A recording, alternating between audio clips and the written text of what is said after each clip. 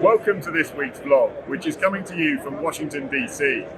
We're on part of a trade mission out here that's been organised by Secretary of State Emma Reynolds. We welcomed the 13,000 tonnes of beef access that we got in the trade deal back in May. The reciprocal access, which upheld our high standards of domestic production, is something that we think is a great blueprint for future trade deals. We cannot risk undermining the high standards of animal health and welfare that we have in the UK. We're out here trying to build the right connections to make the very best of having access to the US market. We've met with many of the representative bodies, including the American Farm Bureau, and the North American Cattlemen's Association. We've also been into some of the US departments, meeting with the chief economist in the USDA and the US trade representatives to make sure they understand our concerns about future trade negotiations. It's a fantastic trip to be out here with the Secretary of State and try to make the most of the opportunities for the future. So I'm back in London now, having finished in Washington DC. We had a fantastic celebration of everything that's great about British food and drink in the ambassador's residence, with several hundred people from across the US, particularly some important food buyers looking at how they may be able to utilise some of our British beef. Part of the intel from that visit is also looking at the differential pricing for the different cuts of beef. It's not going to be all about high-end products. Some of it might be the fifth quarter, where there's real demand there in the US and we can add value to the product that we could export there. That's what's critical about the access that we have to the US market. And here in London today, we've been picking up the issues of energy intensity, particularly controlled environment horticulture, where we know that standing charges are set to increase from the 1st of April.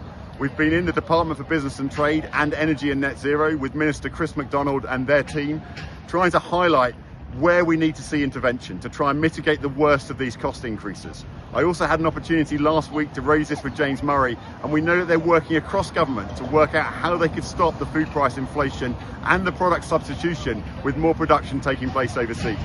I'm now going to hand over to Paul and Robyn to update you on their first weeks.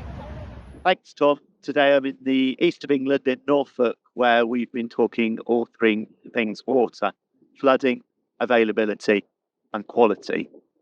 It's becoming increasingly apparent to me that this is not only a very emotive issue, but also one that can be resolved and offer huge opportunity to farmers and growers. If we can get the right investment, the right governance and the right people working on these problems, that we're going to be able to build a water resilient base which delivers for food security too. I'm really pleased to have had the chance to come up north to meet with our members in this beautiful landscape and understand better upland farming and how upland farms are affected by the schemes that are available to them. We had the DEFRA announcement last week, so we've been talking about how that scheme does and doesn't work for them and how we can ensure that the schemes going forward are accessible to farmers so that they can manage this landscape whilst producing British food for British plates. It's great to see that the sun is finally shining. I hope that some of you are busy on the farm, and we'll update you next week. Thank you very much for listening.